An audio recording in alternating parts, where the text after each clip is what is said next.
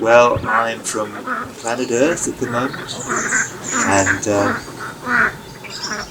I do many different things. What I love to do is to be in nature and to gather healing foods, connect with people, and celebrate the beauty of the life that we can hear on this planet.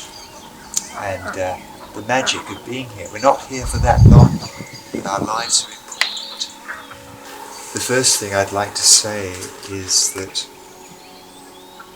I've been blessed to discover this, to come across this, and to learn what's in here, because these books, I believe, are medical textbooks.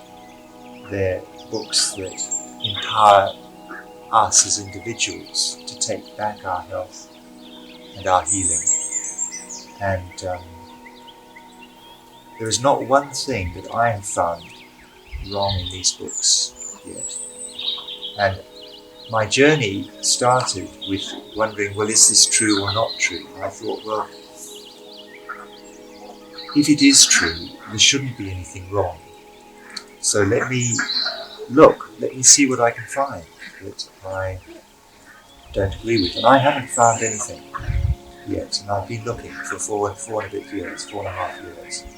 And I've been learning and steeping myself in this, and collating it back with all the other research I know, back over 100 years to 1911, early papers where one could see disease developing. And these provide a lot of information about what's going on and how to cure it, how to heal from that. So here we got beautiful celery out of Mirav Majanta's garden. Incredible celery this is. It's full of life-giving, healing, and I mean, this is beautiful. You can juice all of it, the leaves. It's going to be strong. It's going to be fully healing, yes. And the amazing thing is that on this planet, we have foods. Beautiful chilies here too. We have foods that are able to heal us if we know how to use them and do the right things. And also if we protect ourselves from the many processed foods and chemicals that are doing a lot of damage to us, including heavy metals that have been passed down through generations and that we're getting right at the moment. And we don't know this. We don't know how toxic we are and how toxins are building up. When we do, when we discover how we can get these toxins out of ourselves and also get the viral load down, we give ourselves a chance to heal. The details doing that really matter. These books have those details, and they're a source of incredible information. So I initially, when I met Mirav Majanta, I had a sense that the Huntington's was viral, and it wasn't in the earlier books. But then just 3 or 4 weeks ago, the Brain Center books came out, and they've got specific details on Huntington's. And so that was amazing, stuff that I didn't know about that, in particular that a lot of the mercury that's doing the damage, the oxidation, kind of rusting in the brain, that is inherited, it's passed down from one generation to the next, which could make it appear as though it's genetic. But as it explains in here, the genes don't cause brain cells to die. So I'd like to just read the section on Huntington's because it's very powerful. And every sentence is worth reading a few times and coming back. Every time I read these books, it's like reading them for the first time because I'm picking up more information that I didn't get.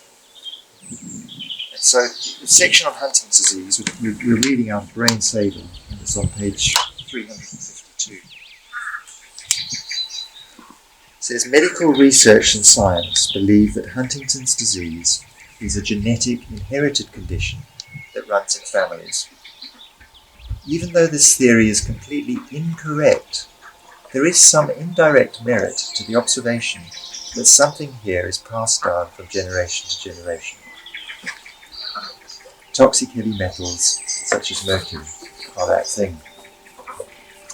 Medical research and science also believe that in Huntington's, brain cells that are dying in specific regions of the brain hold emotions, movements, and cognitive abilities.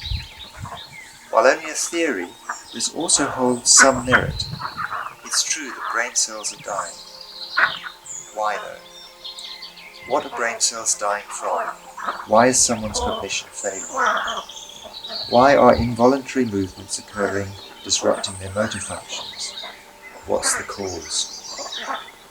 That all remains a complete mystery to medical research and science. A gene defect does not cause brain cells to die. The undiscovered cause of Huntington's is a specific blend of mercury with a lesser amount of aluminium interacting and oxidizing around the brain's ganglia.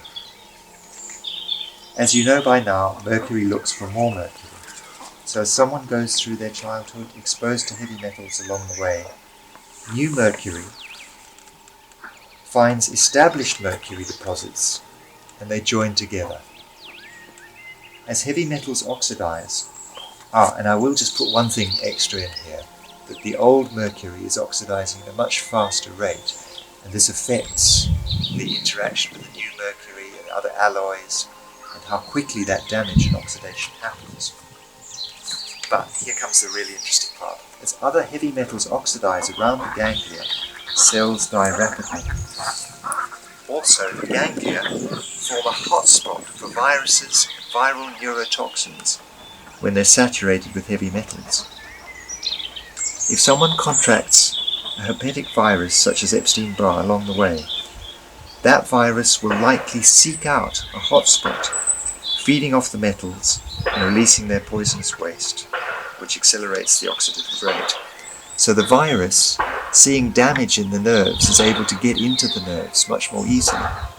And then the virus feeds off the mercury, for example, absorbs it through its membrane, and then excretes it in a methylated form.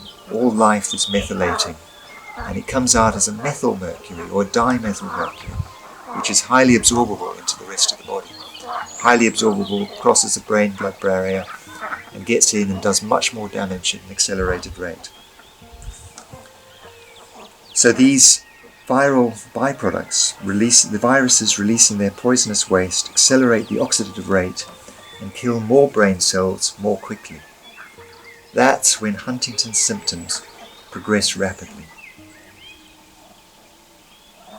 And that's where I'll stop, because I think that's the most profound, helpful information. So if you can bring the viral load down and get the heavy metals out, you can stop the degeneration from continuing. And once all those heavy metals are out, the brain can actually start to heal itself again. And motor functions, cognitive functions, all of those centers that have been damaged can actually start to heal up. And that's the beauty. This is a book with the wild blueberry, the wimberry, or the bilberry on the front. And this most beautiful fruit on the planet is what helps the nerve cells to regenerate and restore our health and our ability to reconnect in the cosmos, our place in the cosmos.